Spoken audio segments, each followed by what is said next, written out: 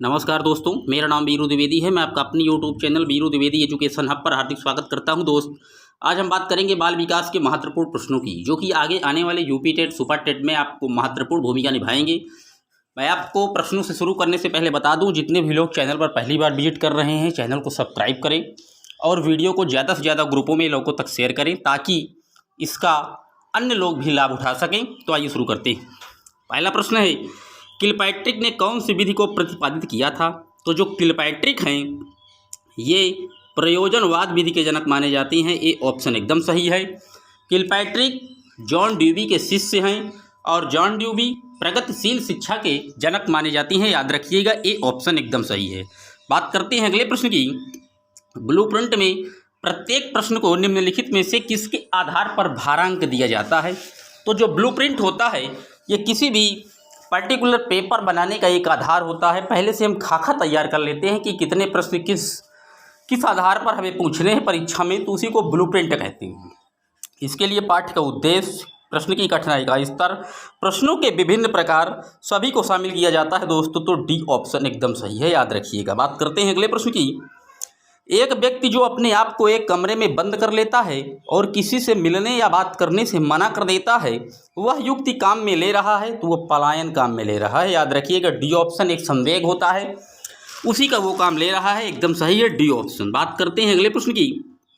खुला बंद व चित्रात्मक प्रकार है, तो खुला और बंद जो है ये प्रश्नावली विधि के प्रकार हैं। सी ऑप्शन एकदम सही है। बात आई है प्रश्नावली विधि की, तो बता दें कि प्रश्नावली विधि के जनक उडवर्थ को माना जाता है, लेकिन अगर प्रश्नोत्तर विधि पूछ ले तो सुकरात का नाम याद रखिएगा। चलते हैं अगले प्रश्न की ओर। अंतरदर्शन विधि में अवलोकन किया जाता है, तो जो अंतरदर्शन है उसका शब्द से ही आपको पता चल रहा है। अंतरदर्शन मतलब स्वयं अंतर का दर्शन, यानी कि स्वयं का दर्शन। सी ऑप्शन एकदम सही है। बात करते हैं अगले प्रश्न की।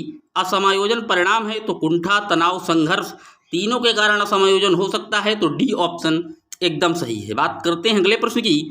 सामूहिक अचेतन का संप्रत्यय किसने दिया? तो यहाँ सामूहिक अचेतन के संप्रत्यय की बात आई है दोस्त, याद रखिएगा। संप्रत्यय अगर पूछ ले तो ये कार्ल युंग ने दिया था, लेकिन अगर चेतन, अचेतन, अर्धचेतन के मन की बात कर लेता तो ये सिगमंड फ्रायड का होता। याद रखिएगा, बारीकी अंतर है। सिगमंड फ्रायड मनोविश्लेषणवाद के जनक भी माने जाते हैं और ये लिबिडो के भी प्रबल समर्थक हैं। याद रखिएगा। बात करते हैं अगले प्रश्न की। कौन सा आयु समूह के लिए एरिक्सन ने विकास की 8 अवस्थाएं प्रस्तावित की थी?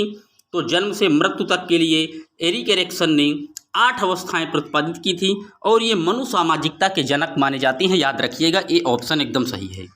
बात करते हैं अगले प्रश्न की। एरिक्सन के अनुसार कौन सी अवस्था में बालक अधिक पहल करता है, लेकिन बहुत सशक्त भी हो सकता है, जो गेप भावनाओं की ओर ले जा सकती है?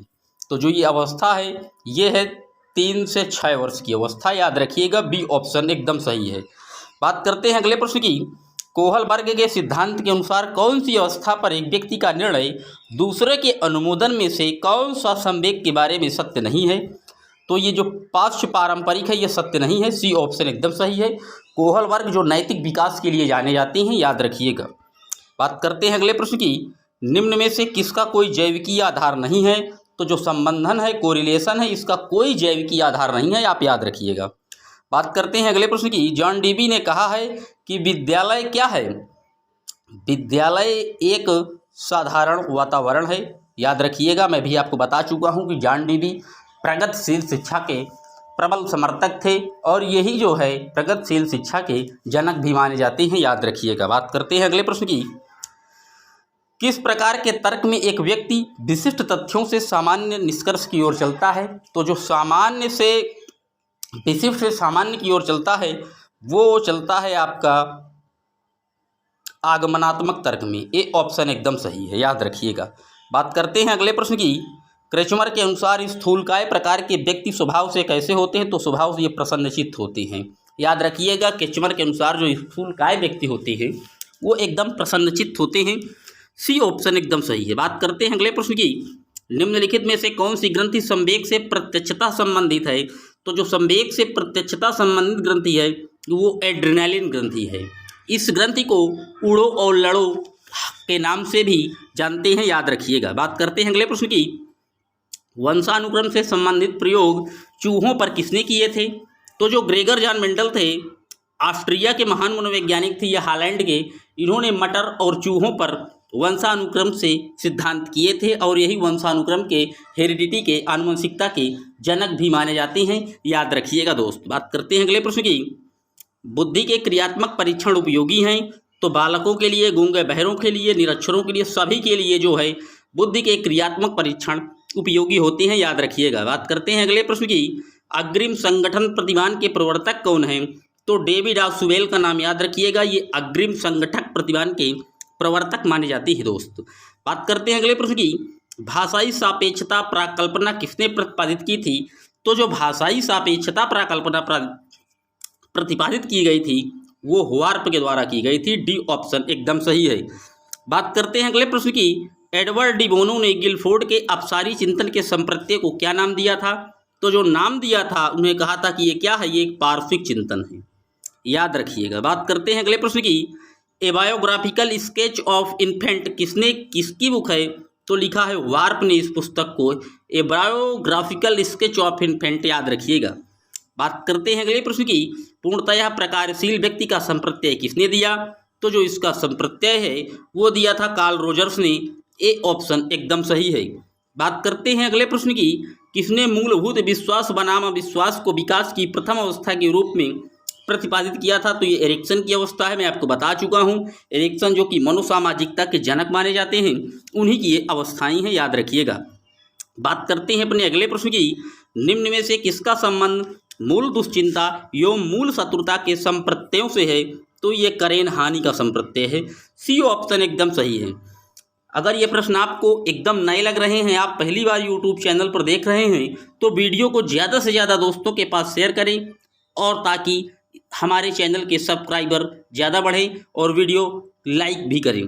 तो आइए आगे बढ़ते हैं। अगला प्रश्न है, किसका मानना था कि भाषा न केवल विचार का निर्माण करती है अपितु इससे पहले भी उत्पन्न होती है, तो ये कथन है लेव वाइगोत्स्की का, जो कि सामाजिक सांस्कृतिक के सिद्धांत का प्रतिपादन करता भी हैं, और इन्होंने सामाजिक वातावरण पर सबसे अधिक बल और जोर दिया था। इनका कहना था कि बालक जो है वो समाज में रह करके ही अंतःक्रिया के द्वारा सीखता है, याद रखिएगा।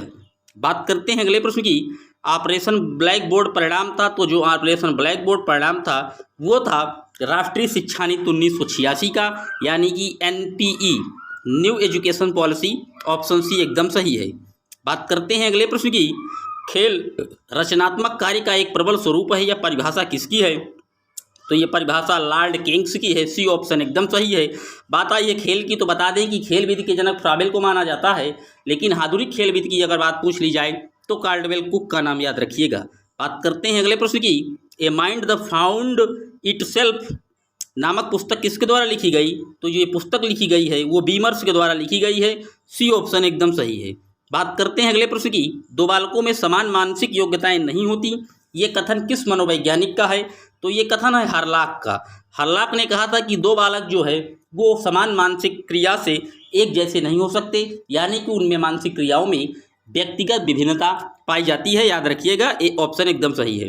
बात करते हैं अगले प्रश्न की। विज्ञान या किसी भी विषय में अध्यापन में हम छात्रों को तोते की तरह शब्द बुनाना नहीं चाहते, हम उन्हें उनके ही शब्दों में आवश्यक अर्थ निर्माण करने में सक्षम बनाना चाहते हैं, ये कथन किसका है, तो ये कथन महान मनोवैज्ञानिक लेम्के का है।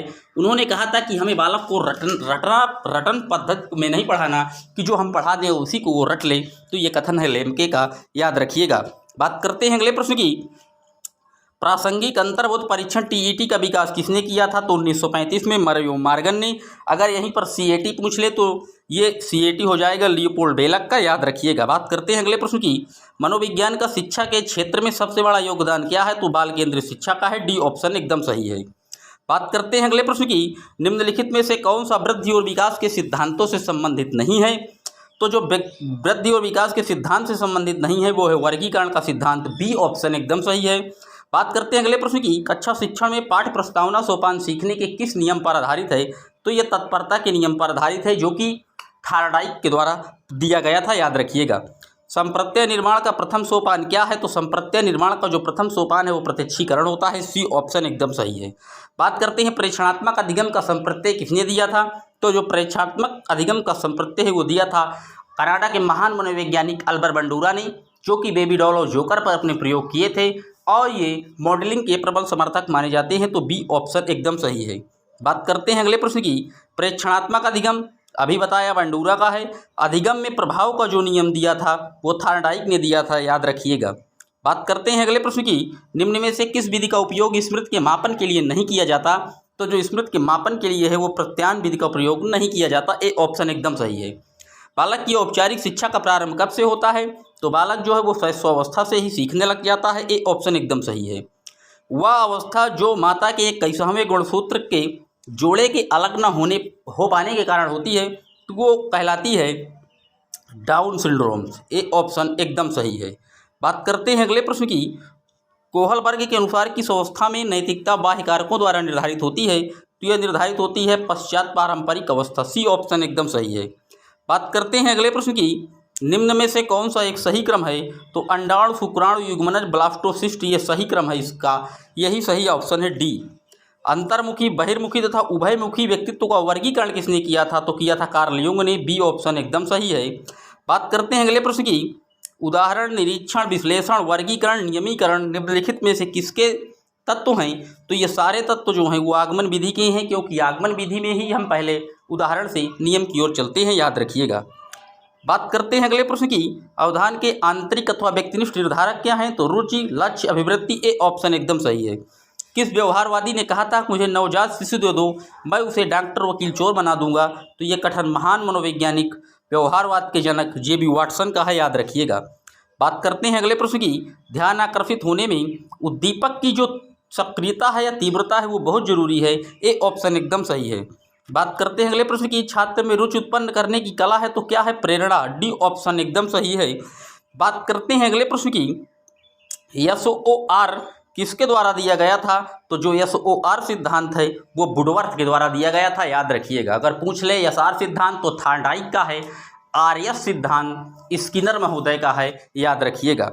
बात करते हैं अगले प्रश्न की। वह मापनी जिसमें अंतराल मापनी के समस्त गुणों के साथ साथ परम शून्य भी होता है, तो वो कहलाता है अनुपात मापनी, जो कि सबसे बेटर और बेस्ट मापनी होती है, डी ऑप्शन एकदम सही है। बात करते हैं अगले प्रश्न की। फ्राइड के अनुसार हमारे मूल्यों का आंतरिकीकरण कहाँ होता है? तो पराअहम में होता है आंतरिकीकरण, याद रखिएगा। बात करते हैं अगले प्रश्न की। अनुभव द्वारा व्यवहार में परिवर्तन, तो ये सीखना है, ये भी आप याद रखिएगा। बात करते हैं अगले प्रश्न की।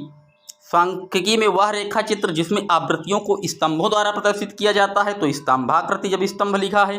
विकास की किस अवस्था में बुद्धि का अधिकतम विकास होता है? तो बाल्यावस्था में विकास जो है अधिकतम हो जाता है, याद रखिएगा। शिशु का अधिकांश व्यवहार आधारित होता है तो मूल प्रवृत्ति पर। अंतर्दृष्टि सूच द्वारा सीखने में कोहलर ने प्रयोग किया था वनमानुष पर, इस वनमानुष का नाम सुल्तान था, ये भी पूछ लेता है, तो याद रखिएगा। यह आवश्यक नहीं है कि उच्च बुद्धि लब्धि वाले बच्चे अच्छे अंक प्राप्त करने में भी सहायक हों, डी ऑप्शन एकदम सही है। बात करते हैं अगले प्रश्न की। ध्यान को केंद्रित करने की आंतरिक दशा क्या है? तो ये रुचि होती है, सी ऑप्शन एकदम सही है। बात करते हैं अगले प्रश्न की। एक परिस्थिति में अर्जित ज्ञान का दूसरी परिस्थिति में उपयोग क्या कहलाता है? तो सीखने में स्थानांतरण कहलाता है, याद रखिएगा। एक प्रगतिशील बालक की आप मदद कर सकते हैं उसमें संवर्धित अधिगम अनुभव देकर, डी ऑप्शन एकदम सही है। सृजनात्मकता की विशेषता होती है मौलिकता, प्रवाहिता, लचीलापन, उपरोक्त सभी, डी ऑप्शन इसका भी सही है। बात करते हैं अगले प्रश्न की। सृजनात्मक शिक्षार्थी वह है जो पावरफुल चिंतन और समस्या समाधान में कैसा हो, अच्छा हो, वही जो है सृजनात्मक बालक या क्रिएटिविटी आधारित स्टूडेंट होता है, याद रखिएगा। बात करते हैं अगले प्रश्न की। निम्न में से कौन शिक्षार्थी के सृजनात्मकता का पोषण करता है? तो जो पोषण करता है वो है प्रत्येक विद्यार्थी की अंतर्जात प्रतिभाओं का पोषण करने एवं प्रश्न करने की अवसर उपलब्ध कराना, डी ऑप्शन एकदम सही है। बात करते हैं अगले प्रश्न की। डिस्लेक्सिया किससे संबंधित है? तो जो डिस्लेक्सिया है ये पठन विकार है, याद रखिएगा। बात करते हैं अगले प्रश्न की। डिस्लेक्सिया पढ़ने की अक्षमता से संबंधित है, सी ऑप्शन एकदम सही है। कौन सा सिद्धांत व्यक्त करता है कि मानव मस्तिष्क एक बर्फ की बड़ी चट्टान के समान है जो अधिकांशतः छिपी रहती है? तो ये महान मनोवैज्ञानिक सिगमंड फ्राइड का कथन है, मनोविश्लेषणवाद के जनक माने जाते हैं, सी ऑप्शन सही है। इन्होंने अचेतन मन के बारे में ये तर्क दिया था। बात करते हैं अगले प्रश्न की। समस्या के अर्थ को जानने की योग्यता वातावरण के दोषों, कमियों एवं रिक्तियों के प्रति सजगता विशेषता है प्रतिभाशाली बालक की, ए ऑप्शन एकदम सही है। बात करते हैं अगले प्रश्न की। गिलफोर्ड ने अभिसारी चिंतन पद का प्रयोग किसके समान अर्थ में किया है? तो जो अर्थ में किया है वो सृजनात्मकता में किया है। गिलफोर्ड ने बताया है कि जो अभिसारी चिंतन है वो एक क्रिएटिविटी थिंकिंग है। इसका बी ऑप्शन एकदम सही है। बात करते हैं अगले प्रश्न की। जिन इच्छाओं की पूर्ति नहीं होती उनका भंडार ग्रह कहाँ होता है? तो उनका भंडार ग्रह परम अहम में होता है। बात करते हैं अगले प्रश्न की। प्रतिभाशाली होने का संकेत नहीं है, तो जो दूसरों के साथ लड़ना झगड़ना है ये प्रतिभाशालिता का संकेत नहीं है। बात करते हैं अगले प्रश्न की। विशिष्ट बालकों के अंतर्गत निम्नलिखित में से कौन सा बालक आता है?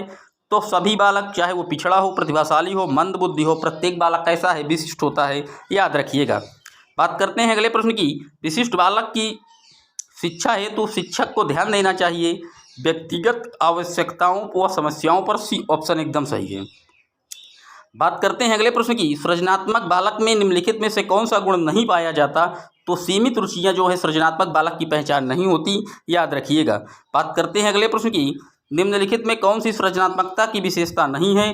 तो अपरिवर्तनशीलता जो है वो सृजनात्मकता की विशेषता नहीं है, याद रखिएगा। यदि आपकी कक्षा का एक बच्चा सी को डी और डी को सी पढ़ता है तो वो कहीं ना कहीं डिसलेक्सिया से पीड़ित है, याद रखिएगा। बी ऑप्शन एकदम सही है। आपकी कक्षा में कुछ अति मेधावी हैं, आप उन्हें कैसे पढ़ाएंगे? तो समृद्धिकरण कार्यक्रमों द्वारा, याद रखिएगा। ये थे लगभग 50 से 60 बाल मनोविज्ञान के महत्वपूर्ण प्रश्न। आपको कैसे लगे कमेंट बॉक्स में बताइएगा। अगर वीडियो मेरे द्वारा आपको अच्छे प्रोवाइड किए जा रहे हैं तो आप इस वीडियो को ज़्यादा से ज़्यादा लोगों तक शेयर करें ताकि बहुत सारे लोग जुड़ सकें और अपनी परीक्षा को अच्छे नंबरों से क्रैक करें। तो मिलते हैं एक और वीडियो में, तब तक के लिए जय हिंद, जय भारत।